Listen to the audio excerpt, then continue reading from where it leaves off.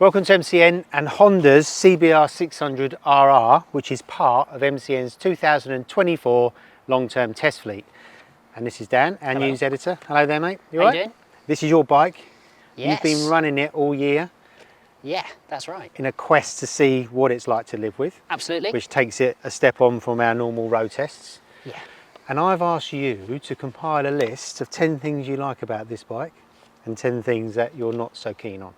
So just before we roll into that, how long have you had it and how many miles have you done? So I've done just over 5,000, around about 5,200 miles. Yeah. And I've had the bike since it was either the very end of May, early June, or the very start of June. So it's what, second week of October now, so not that long. It didn't come out till late, did it? That's no, why there's it been was that delayed. delay. Yeah. And this bike's been around for a long time because I had one of these as a long-term test bike in 2003. Is that right? And really it's essentially the same bike and they're still going strong. And I love mine, especially the quality, but we'll come on to that. So let's start with your list. Yes. And in no particular order. Absolutely. We'll start with the good stuff. Please. So you said that you love the engine. Yeah. It's so rare to have a screaming 4 like this these days, and it's a joy to use.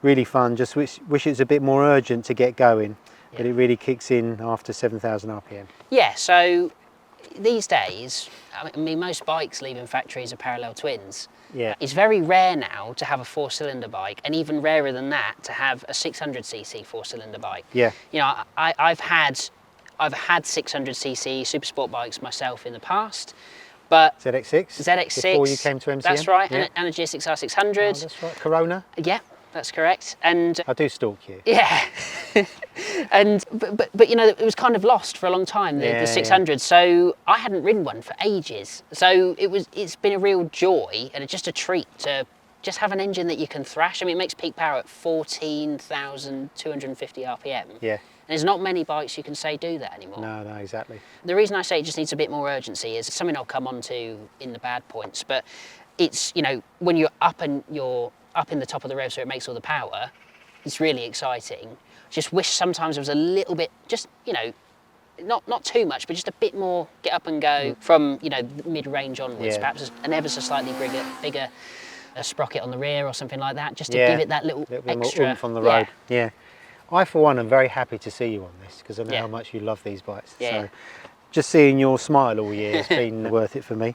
Okay, the next point is the noise. You like the noise? It sounds fabulous, really screams like a race bike, the engine.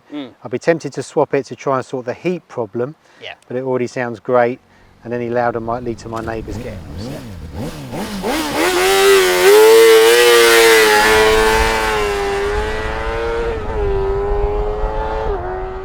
Well, yeah, so, I mean, you did the launch of this bike, and actually we went for a ride together, and you commented that this sounded like it had a race pipe on it.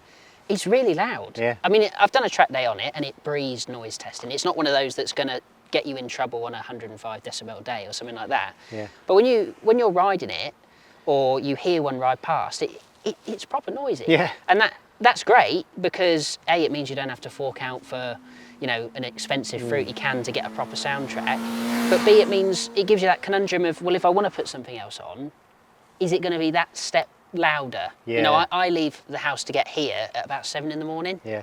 And I think it would get quite tiresome quite quickly for my neighbours, just that, you know, that 4-cylinder drone of a loud pipe. So, you know, I'm more than happy to keep it as it is. I think it looks great as a standard system, but there are some problems with heat, especially around where your bum sits as a rider. But again, it's something we'll come on to in the bad points, and is all down to Euro 5+, I think. Yeah, and of course it's got an underseat pipe, so you're being roasted, your chestnuts are being suitably grilled. 100%, and I mean, I can't think of another bike on the market that's got one of those anymore. It's a dying art, the underseat pipe. Very noughties. Yeah, like the whole thing. Yeah, exactly. Okay, so the looks, you love the looks. Once upon a time, the CBR was a plain option of the Super Sport class, which it was, but now it looks exotic with its wings, its HRC paint, its LED face and so on. I feel bad using it in the wet because it looks so striking when it's clean. Yeah, so I mean, I think, and I'm not just being biased, but when this was announced last year at EICMA 2023, into this year, I saw it in the flesh at that show, and it was like, that's a beautiful bike. It got me excited, really got the excitement and the imagination going.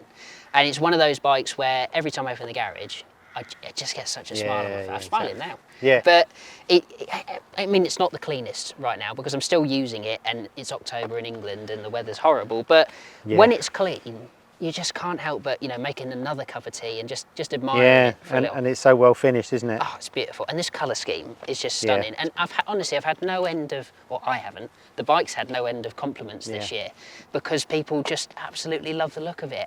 And I agree. I mean, it's a little bit vain, but you can't help but just having a glance in the shop Especially window. with your 90s RST leathers. Well, this is it. This is it. And I just think it looks so lovely. And you know, I get here today and it's covered in mud and splashes of rain, That's and October I feel guilty. roads for you, isn't it? Yeah, but I feel guilty using it. Yeah, I know what you mean. Okay, next point on your list, the good list. The up and down quick shifter works at any revs on the road and track without protest or fault. Yeah. No issues at all to report. The shifting down aggressively rewards with a beautiful engine note. Oh, yeah. You're so poetic about this exactly. bike, I mean, we love it. We already talked about how good it sounds, but there's something so good about shifting down when the revs are already at 9,000 and it goes up to 13k scream, but you've still got revs to go at that point. And it just, I mean, it brings out the worst in you. Really, on the way down, you know, coming to a stop on a country road, you just can't help but, you know, find first gear as quickly as possible so it can sound as good as possible. And the quick shift has been absolutely brilliant. I mean, they're good, aren't they? Pretty much most bikes have got quick shifters and blippers these days, but they're not all perfect. No. But this, I mean, touch wood, probably go wrong now, but it's been beautiful all year. There's been no problems. Like I say, any revs, just come into the office, just shifting quickly into sixth. It'll do it with no protest. If I need to change down a couple just to get past a lorry or something, no dramas. And on track at Cadwell earlier in the year, it was, again, no missed shifts, no nothing. So I don't know how I did without one in 2003. Having to use my clutch hand. I know. Yeah, every so often you get on another bike and it hasn't got one. Yeah, it's, and you think, you've really got to tell your brain that you need to shut off. Yeah. Cool. Okay, next one. Another thing my bike didn't have. TFT dash, which is new on this model. So it's clean, neat and easy to read at all times. You just wish there was a fuel gauge available on a full tank of fuel. Yeah. It's not mobile connectable and changes in different light, and it does change in different light. Yes, it changes, that's right. Okay, yeah. So I mean, the dash is absolutely lovely. It's very Fireblade-esque, which has obviously had a TFT for a few years. It's I think probably originally derived from the RCV road bike. Yeah, probably. It's just really clean. You know, lots and lots of bikes again have TFTs these days. Some of them are so messy. Yeah. This is easy to read. You can read everything that you need to read quickly, and you know, the adjustments to the modes and things like that can be made relative, you know, with just a glance. Yeah. It's you know, there's a few things that I'd like to see on there. For example, I've got optional heated grips now, which is part of a comfort pack because I'm very soft and I get very cold hands. But it doesn't tell you what level of heat you're on. It's one of those where you press it and it flashes. Lights once or twice or three times. So sometimes you lose track of where you are in the sort of the hot to cold scale. But you know, that's just being picky. I think it's quite small and compact, but again, you can read everything and you can flick into. I do that, I think. Like a track mode. Track mode, yeah. One of the ways. It doesn't seem to be doing it now. And protest. There we go. There we go. And that's, you know, an easy way to go into track. One of the things you've just got to bear in mind is obviously that little toggle that I just clicked. That's normally where your flash would be. Are, and for the first, you know, couple of 100 miles, I'm trying to flash people out on the A1 or something. And going into track mode. Exactly. Not so good. But yeah, it's as you can see, it's really clean design. You're talking about the fuel gauge. Yes, yeah. So the lack of. It's something that we'll come on to again in the bad points. Okay, shall we wait for the bad points? Yeah, let's keep them waiting. Let's keep it positive because this dash really, I think, is the thing on the whole bike that brings it up to date. 100%. Because really, looking down on it from up here, this seat unit's the same as it ever was, the tank and all the rest of it. But you know, from a rider's eye view, the dash really gives it a more modern look, doesn't it? 100%. And I quite like the way, maybe whether you've done this for today, but you've got the power in the full mode. Yeah. Traction control on low. Yeah. Wheelie control low. What can I say? Engine braking on, lots of freewheeling. Exactly. Like it. Yeah. Okay. Next, fuel economy is excellent when you're just pottering around. There's an 18 litre fuel tank and you've achieved 58.5 miles per gallon when riding to and from the office in 6th gear. This is after pulling into a fuel station with 204.8 miles on the trip. Wow. And only able to squeeze 15.92 litres back in. Yeah. So quite frugal. Yeah, I mean, you look at this bike and you think it's just going to guzzle all its fuel really quickly, but it doesn't. I mean, when I was first starting riding it, I thought that must be wrong because you know, my old, if we go back to my old, you know, carbed GS6Rs and B1H ZX6, you know, 120 miles and the fuel lights are coming on. And I got to 120 miles and the first time I rode this and I thought, oh, it's going to come on soon. And when does it come on? Well, I mean, again, it depends on when you ride, but it kind of flashes on with about 50 miles to go. So, and that countdown has largely been accurate. Again, something I'll come on to. But, I mean, you know, for a bike that looks like this, looks as racy as this, and is as fast as it is, to also be able to do over 200 miles with fuel to spare. So when does it? Can't fault it. 160, 170 miles About it starts to come on? Yeah. I mean, if you ride more aggressively, obviously, like, exactly. So when I was at Cadwell, obviously it didn't do that, Yeah, but it's probably 80 still, or 90. I think, it was like 90 miles before it came on, which is, you know, if you've done an evening session, you'd probably do the full evening on a tank of fuel. So, brilliant. yeah. Okay, and next, the standard suspension setup is more compliant than you might expect. Yep. And there's some give over the bumps in the road.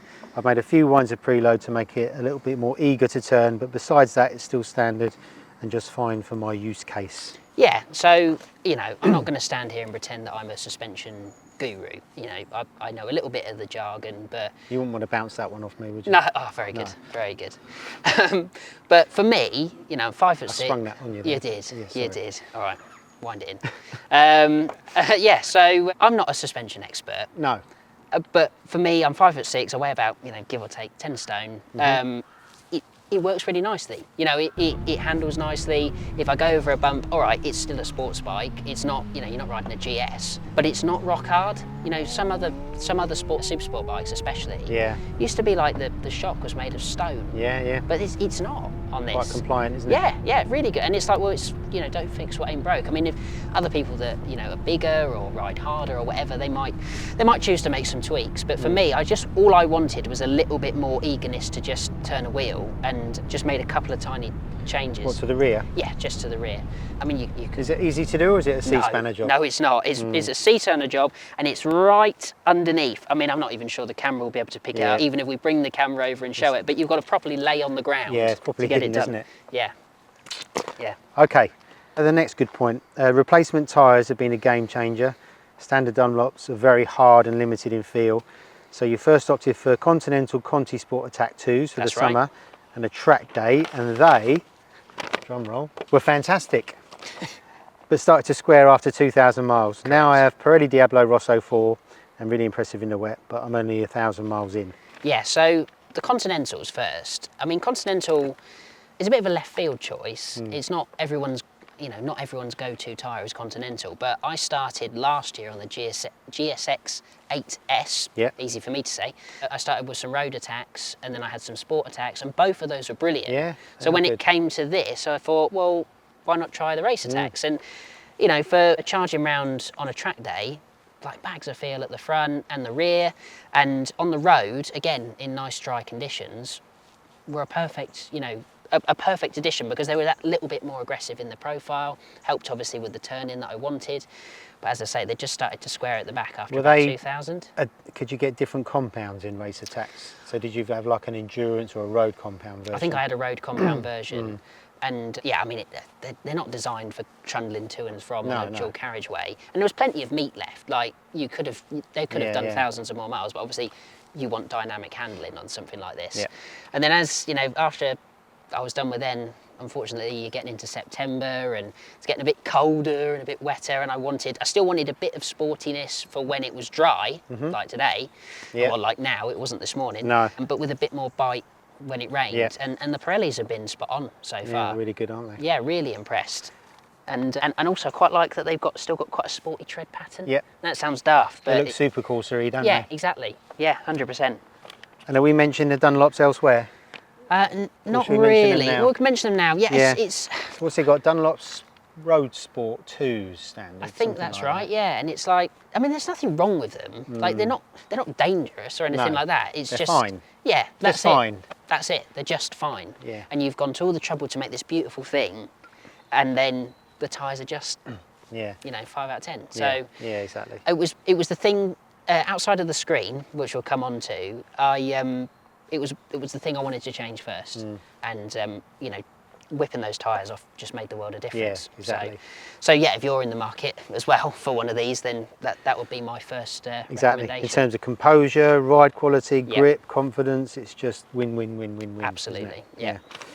Excellent. 2 more on the good list. Okay.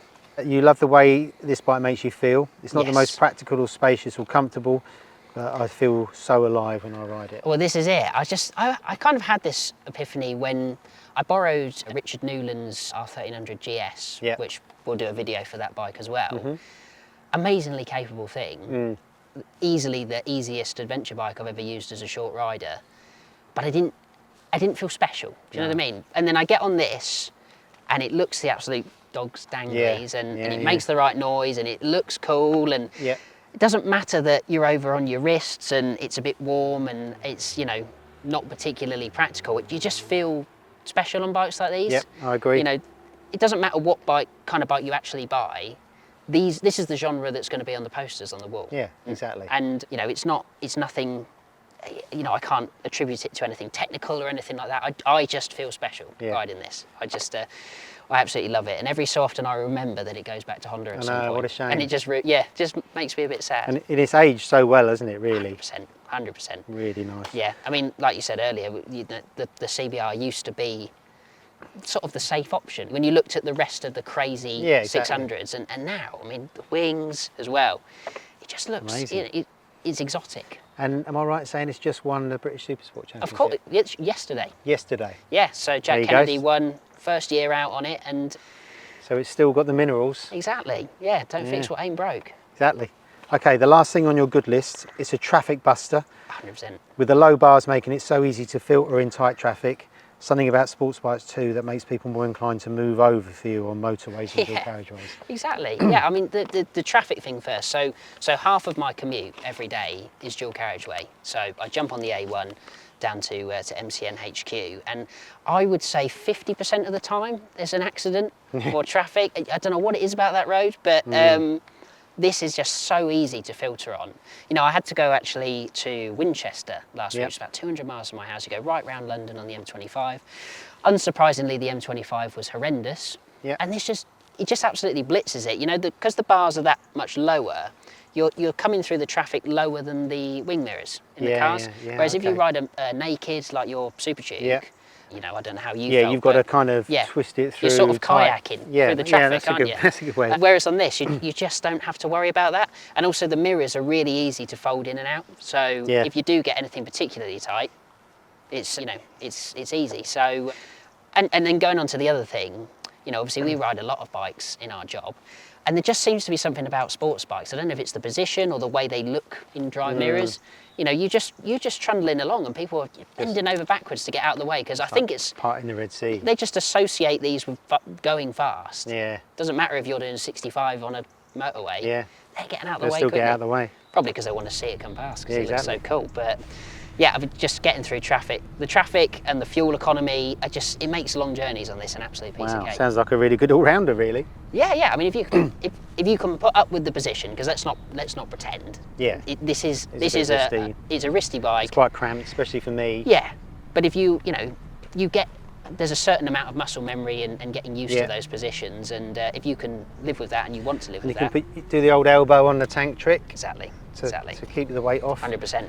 Hasn't got cruise control, has it? No. If it did have that, that would make it better. Absolutely, yeah. There may be a point about that in the okay, well, in the see, bad that's a nice little segue to your bad points. Absolutely. Which obviously aren't really bad, they're just sort of little niggles, aren't they? No, I think it's fair to say, well, I would imagine it'd be obvious by now that I do, I'm rather fond of this. Yeah, exactly. Yeah. And we've kind of forced you to come up with 10 things. Yeah. Probably in the real world you wouldn't. But let's start, again, in no particular order.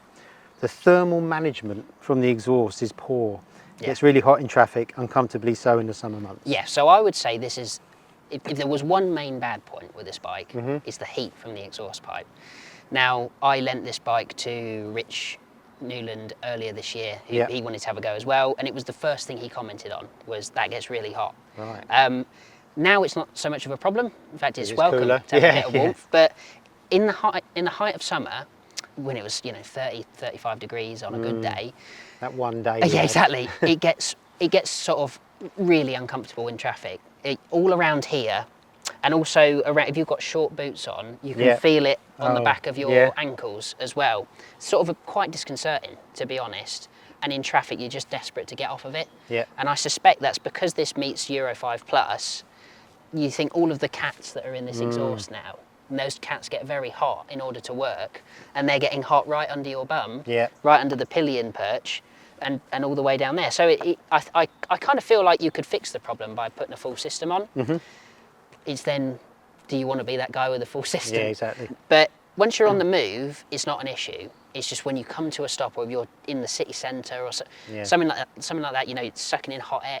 It just gets so warm. Wow. So yeah, that's the one thing I'd be wary of. It's not, you know, people would warn me actually of, with an underseat pipe, you pull up to places and you smell like, you know, unburnt fuel. Yeah, exactly. But obviously that's not a problem with this, because it runs quite clean. It's just that heat. Oh, that's a shame.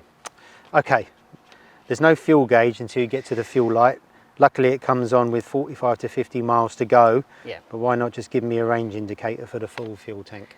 Yeah, I mean, it's pretty stupid. I can't sugarcoat it. It's So basically you've got no fuel gauge until the point it goes on to reserve. Exactly. Yeah. I mean, luckily, because it comes on at 45 to 50 miles, you've got a bit of warning. You've got a bit of time. It's not like there's 10 miles left now, by the way. So you've got some thinking time. But yeah, clearly the fact that there's a range indicator from when you get on the fuel light, that, you know, there's capability to do it. And the old bike had it with the LCD display. So why not just give me it? Yeah. You know, and I've looked through the manual, I've looked through all of the different versions of the dash. I just can't find anything. So, you know, there may well be someone who knows a way of getting around it who's going to be straight in the comments and telling me I'm an idiot. But I certainly haven't been able to find a way. And as I say, I've read the manual and everything. So it's not a problem now, because I kind of know, like I said, you know, How many miles you can do on the tank. I kind of know. But when where it is a problem is if it's been a while since you last rode it, and then you get on and you've got to go somewhere, and it's like, well, remember how full you are. Yeah. How shall I fill up now? And actually, on one occasion, I had to go somewhere up north over the Humber Bridge, and from my house, that is just an all rural route up to the Humber Bridge. There's no petrol stations, and I got 20 miles away from home, and then the fuel light came on, and it was 7 a.m. on a Sunday. Nowhere's open around, and it's like, well, I'm just going to have to kind of go. Whereas if I'd have known at the start, I could have just nipped to the nearest town and found a 24-hour petrol station. So it's odd. I just think, just let me, so many bikes have got fuel gauge now, just let me have one. Yeah, exactly. Okay, mate. Well, you ran out of fuel this morning. Yes. When the gauge jumped up from 19-mile range to 52-mile range. Yep. After a few days in the garage, spluttering to a halt with 30 miles left on the dash. So this is a first for me. So it must have known it was coming in for a video today, so it decided to give me something extra to talk about. And I was all ready to tell you about how accurate the reserve is, so it doesn't matter.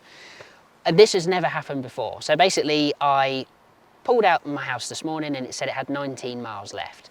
And I thought, okay, well, I'll find the nearest petrol station. But before I got out of the estate, that 19 had sort of re-leveled itself at 52. Yeah. So I thought, okay, it's had a few days in the garage to kind of fuel settled. It now it's now working out from my current riding how much I've actually got left and so on.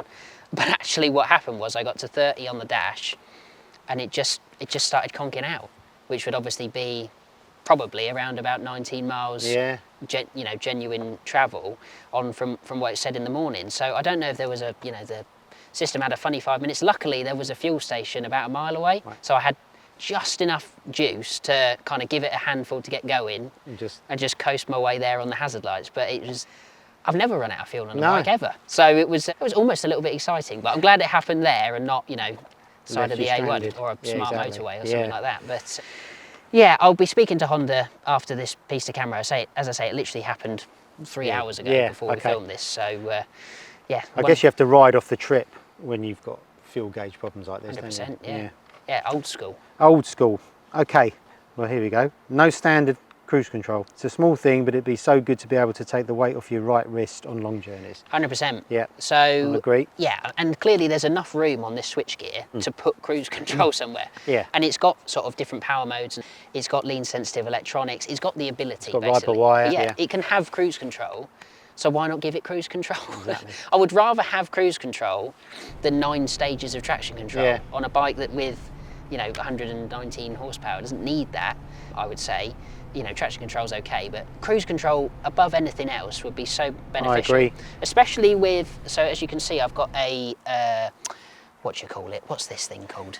Lever protector. Thank you very much. Basically, in order to fit that, you have to take the centre of the bar out on this. Yep. So you kind of pull that out and then you put that in. And I think that's kind of got rid of some of the vibration damping inside that handlebar. Only a little bit, but enough that I've got... Bit buzzy. You sometimes get a buzzy or sort of tingly tip of a finger on your right hand, but not your left. So just being able to just take your weight off just every so often, I think would be just really beneficial. And it's so important because when anyone rides an S1000RR, Yeah. probably the first thing they say is it's got cruise controlled heated grips. Yeah. BMW know that, how to impress people. 100%. And yeah, I don't understand why more manufacturers don't do it either. Talking of vibes, vibey foot pegs and bars over distance. After around 100 miles in the saddle, you do get tingly toes and fingertips. You're about ready to have a break by that point too. Yeah. So yeah, I mean, it's weird. This bike is really quite smooth when you're on a positive throttle, but when you're on a constant throttle, you know, if you're just slogging out some motorway, you just get some vibes through the peg, as I say, pegs and bars, and you just start to tingle a little bit. And after about 100 miles, I want to, you know, hop off and have a coffee. But with this riding position, you can go further than that, but you kind of want to treat yourself to getting off and giving your bum a rest as well for a little bit. Racy seat, isn't it? Yeah, so it's you can get. It's not distracting. It's not going to stop you from braking or using the clutch or anything like that. You're just aware of it. Yeah. I know this bike wasn't designed for, you know, doing an iron butt challenge or something like that, but you know, there are days even when you are a sports bike rider that you've just got to get somewhere, and that is going to be a bit annoying. So, like I say, not the end of the world, but something to mention. Excellent. Okay, the next one, the oil window is very difficult to look into due to the positioning of the fairing. Becomes a two-person job to hold the bike upright and look through. Oh, it's a right old pain. So where is it? This side? It's the other side, but basically there's a hole through the fairing to see the window. Yeah. So if we step round, you know, you can just about see it there through the bodywork. There. There she is, yeah. So when it's on its, you know, when you're trying to look yourself and hold it upright, basically the piece of bodywork that's above the window is right in your line of sight to see it. Blimey. So, you know, I'm sure there's a knack to it, but the way I've just done it is just say, can you just hold the bike up while I just have a look at this? It's just sort of, why didn't they just, you know, go round that bit of the fairing so you could just see? But you get a much cleaner line the way it is. Perhaps that's probably the way the reason they've done it. But for practicality, it will be much easier.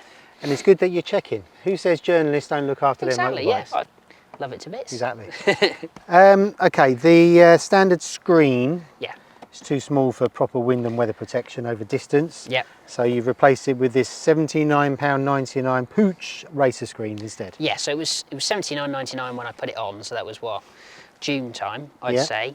And so prices may vary, and obviously when you're watching this video, they may well be different as well. But I think it's a really nicely made little thing. And actually, I think it looks quite factory.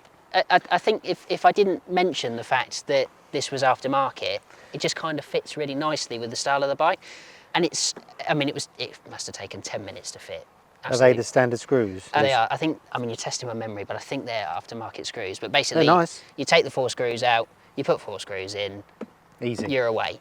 And yeah, no drilling as well on the screen. Okay, all the holes are there pre-drilled, already. which is, you know, more than welcome, because I would almost certainly have broken it. And what it does is just take that extra bit of wind off your chest. You do sometimes get a little bit, only a little bit of buffeting, but when you're on this, you can kind of hunch in against the tank and get yourself out the wind. But it's just removed that last little bit, and it just sort of takes some of the fatigue out of riding long distance, and actually has managed to get rid of some of the rain splattering me as well. So, and actually I think a double bubble screen looks good. I think it kind of adds to the look of a sports bike. Definitely. And Japanese bikes historically have always had low screens. Yeah.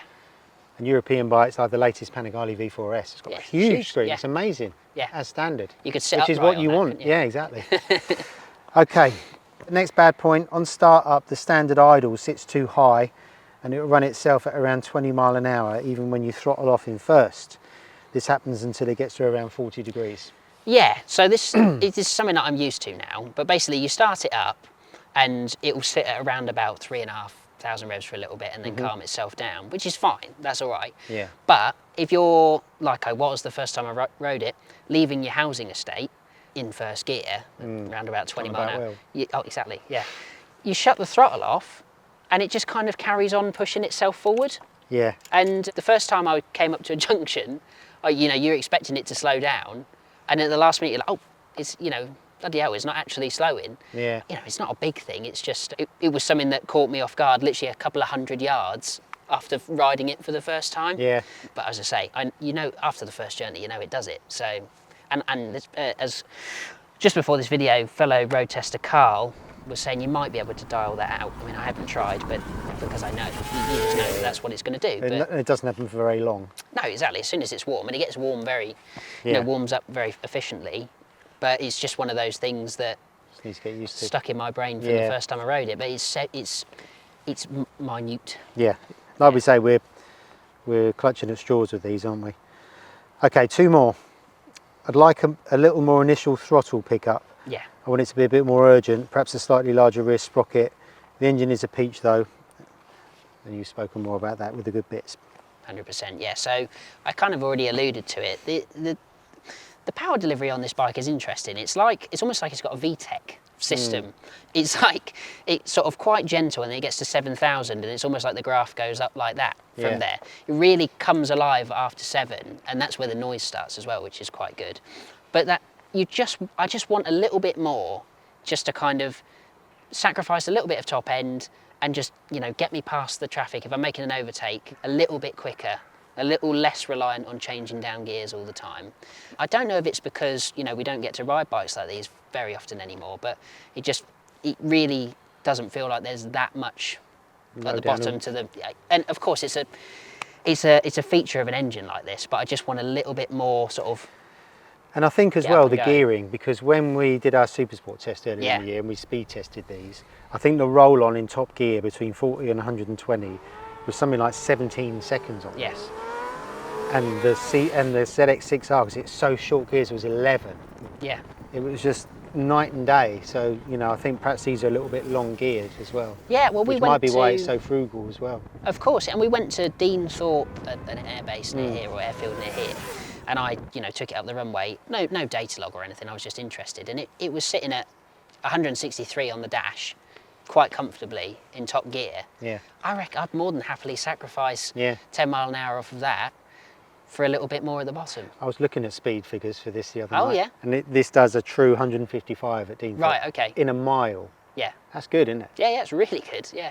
And that blows. I think an RS660 Aprilia was like 138. Yeah. All the middleweight soft sports bikes were in the 130s. Yeah. So it's still got the minerals. Oh yeah, she's got some go. Yeah. Okay. And finally, the numbers on the dash for power, wheelie, traction control, etc. aren't all the same. So power mode 1 is the most, but traction 9 is the most. It doesn't make sense. Yeah, so you'd kind of think that if power mode 1 is the most powerful power, 1 for everything would be the most powerful. Yeah. But it's not, which is, you read the manual and you understand, and then it's, you don't have to worry anymore. But you just kind of think, why not just make them the same? Yeah. I mean, it's the most throwaway of all of my bad points, but it made that initial, because there's a few preset options with lots of different numbers, you kind of think, well, what does that actually mean? Do I want this one? Is that the most powerful? Or is the one that says power 3, for example, is that more powerful than 1? So it just kind of took a bit of work with the bum dyno to work out what felt the quickest when you're throttling on, and also just actually biting the bullet and reading the manual. I know we don't like to do that as blokes, none of us do. No. I had to read it on this occasion, and I'm glad I did. Well, thank you for showing me around your bike. The big question is, would you have one? What do you reckon? I'd say yes. I think you'd be right there. I mean, I love it to bits. I'm so glad that bikes like this exist again. Yeah. You know, there's like 2 years ago or 3 years ago when they just started to die off, and the R6 race only had come in, and this had gone, and ZX6 wasn't here, and the Daytona, and you just think, God, you know, these were the things that I loved to bits when I was, you know, coming into bikes, and to see them back is a miracle in itself, and for it to be as good as it is, I I genuinely love it, and you know, I've had a lot of long-termers. I've been very, very fortunate in this job, and this is hands down the best.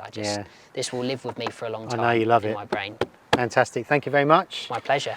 And thank you very much for watching, and stay tuned for more videos like this coming very soon.